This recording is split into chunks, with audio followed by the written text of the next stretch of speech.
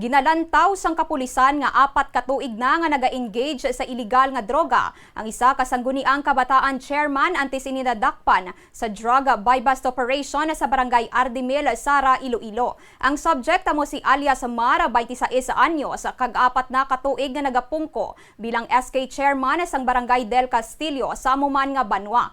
Na-recover sang kapulisan ang ginabulobanta nga 300 grams sang suspected shabu nga may market value nga masobra 2 million pesos kag 10 grams nga marijuana nga nagabalora sang 10,000 pesos.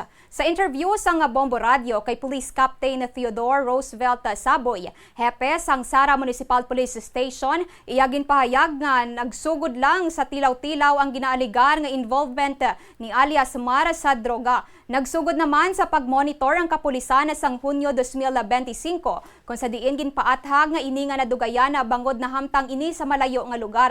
Sa pihak nga bahin suno pa sa pulis sa 3 ka mga motor ang ginapahayag nga ginabulos-bulos sang amo nga SK chairman agod nga magkuha lamang sang iya nga mga supply sang droga sa lutod-lutod kapiz. Sandig pa sa kapulisan wala sang nauna nga kaso ang SK chairman apang madamo nga asset kag informant ang nagatudlo sa iya nga may kahilabtanan sa illegal nga droga, rason nga nangin subject siya sa monitoring sang mga pulis.